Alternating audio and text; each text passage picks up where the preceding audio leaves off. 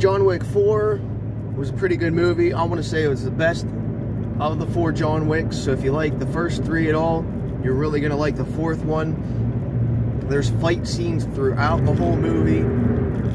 They're not just 30 seconds to a minute. They're probably very short, probably like 2.5. But I would say like seem like 5-6 minute fight scenes. He's just going through a gauntlet of people throughout the movie. Obviously, if you watch the first 3, he's trying to get his life back and be set free. So right away, basically goes right into the story. The Continental in New York gets blown up, shut down forever. The concierge gets shot in the movie. He dies probably within the first 10-15 minutes.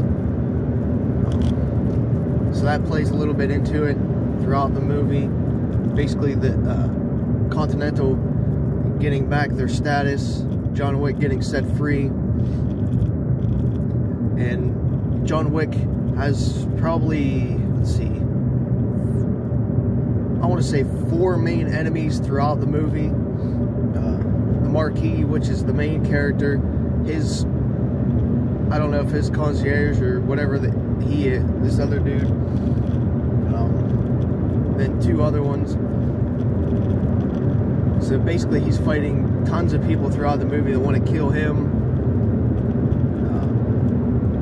basically for money or prestige, and set an example.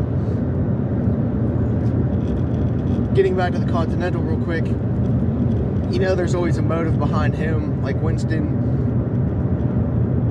you know, being in power. It was always like a little bit of a power thing with him. So when the Continental got, well, blown up, you know, it was going to come into play the rest of the movie. So he was always trying to find an angle while helping John help him in a roundabout way without actually getting his hands dirty at all.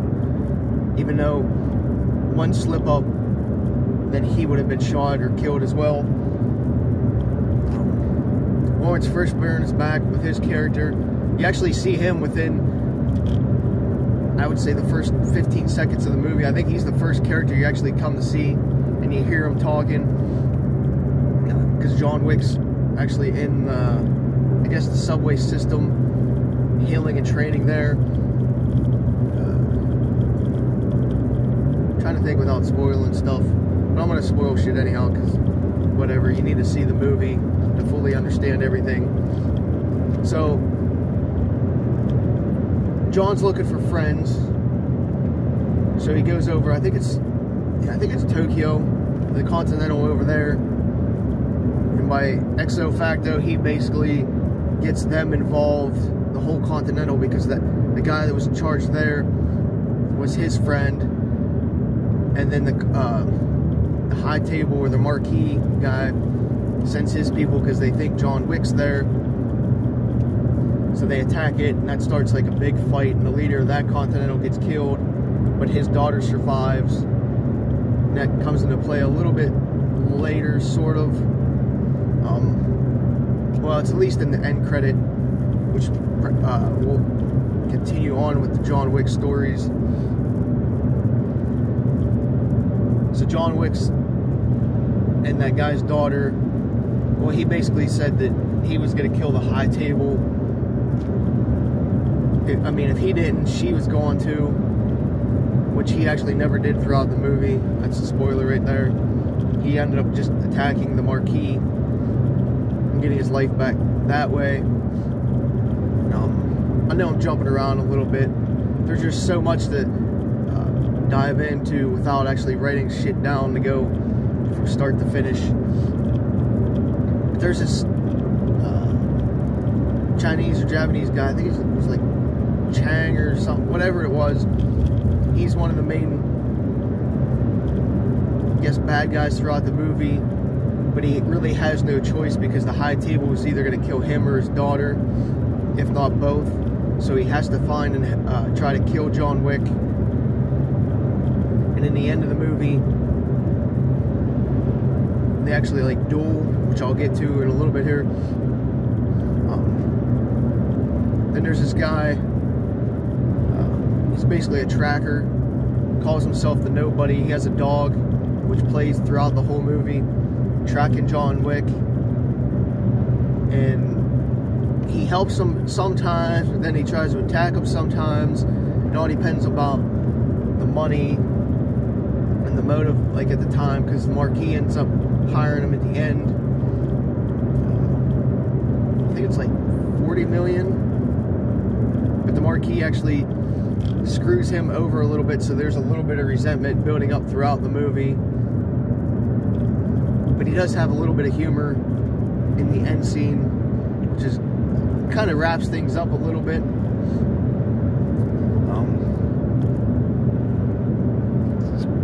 So John got to get his life, trying to get his life back, and it seems like everybody who he goes to for help basically dies, or, you know, doesn't really want nothing to do with it, because then they have to get involved at the high table. You really don't ever see the high table, which kind of sucks. I was kind of hoping for that, you know, to see who's actually in the high table.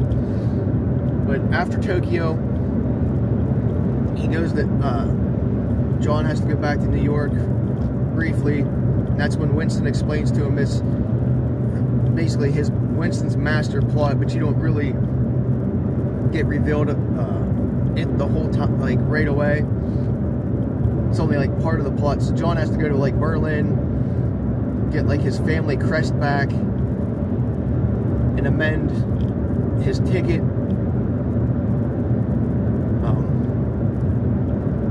Because of this duel, like an old ways, like mano-a-mano duel between him and the Marquis, so he can call for it through the high table, and the high table will honor it if he gets his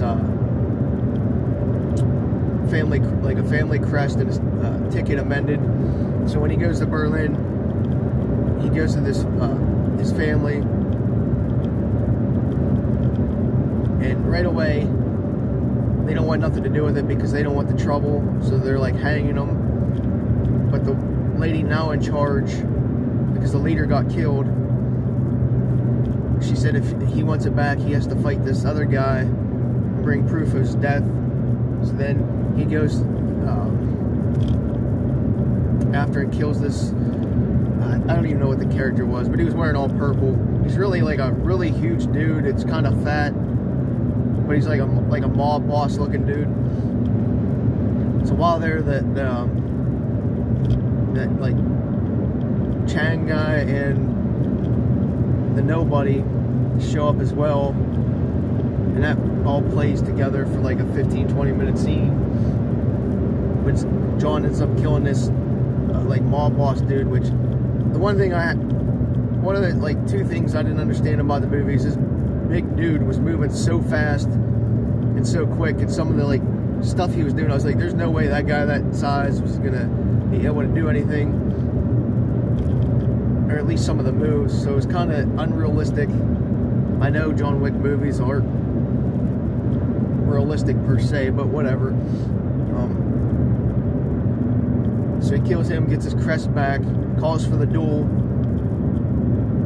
and to call the duel, you have to have like a second. So Winston's actually John's second, and that Chang guy's the Marquis' second. Even though like the Chang guy didn't want nothing to do with it. Like the Marquis was basically hiding behind this Chang guy, because this Chang guy, who is actually blind, which I forgot to mention, kicks everybody's ass all around him and whatnot. John was even fighting him in like Tokyo, and this guy just moves ridiculously insane for being blind, which I guess that would be another mark on the movie. It's like, how do you have this blind guy being able to do all this stuff, block stuff, shoot people, whatnot, whatever. I'll let it slide because it's a movie, but it sort of gets I guess too fantasy-ish at some points, because you're just like, there's no way. But either way, whatever. So that happens. And then between the duel being called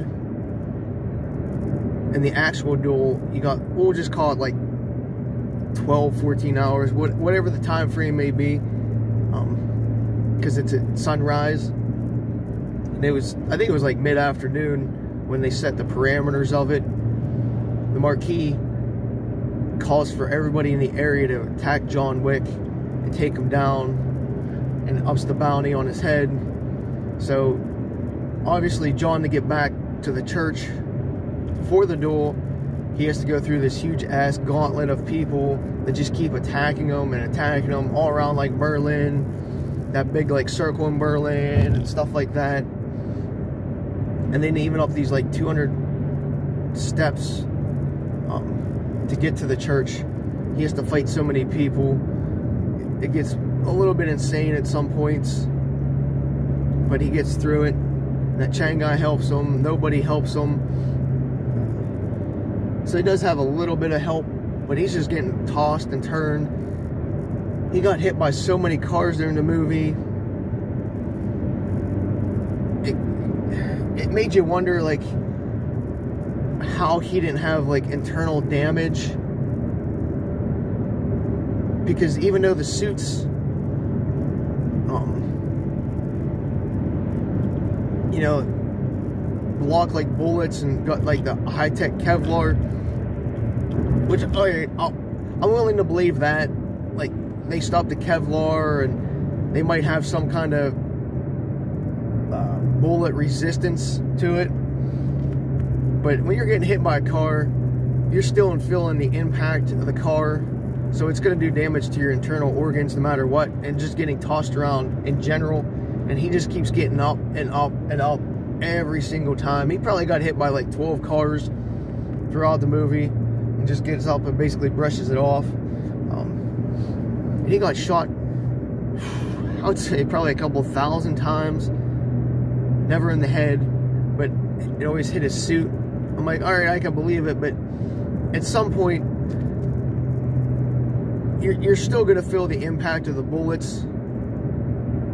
And even all the other characters like John kills and people he fights, like, the bullets don't even faze them. Which, I don't know, at times you're just like, really? When somebody gets shot like 6-7 times in a row in the same spot, whether you're wearing Kevlar or whatnot, and it's just because it's a suit and the way, you know, it flaps as a normal suit does, you're like, all right, the impact's still going to phase them a little bit. But you'll see people getting shot in the head all throughout the movie. A lot of times they're using blades and stuff like that, knives.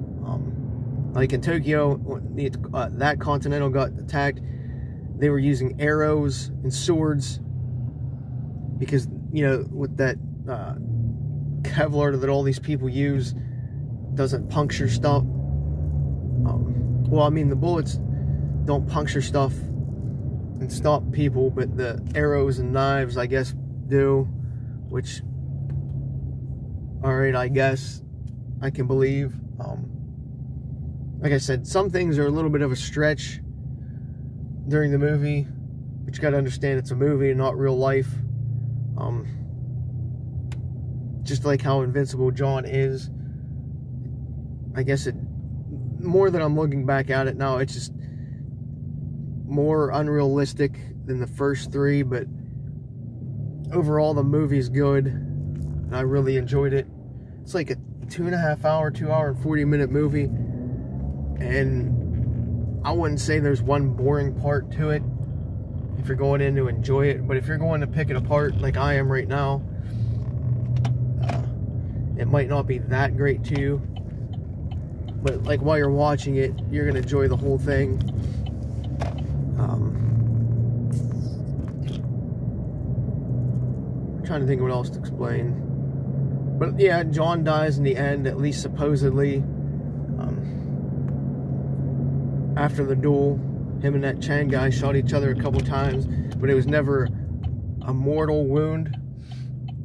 That comes into play because they start at 30 paces, and each time they fire a shot and nobody dies, they go 10 steps or 10 paces closer, and then like the third shot or whatever, or fourth shot, I can't remember which it was, the Chang guy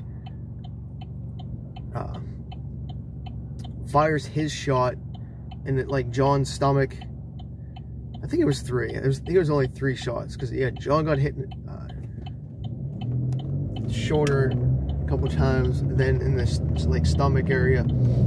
John actually never fired his shot, and he's just like laying on the ground, and the Marquis, I guess is the way they're gonna portray it, has such an ego.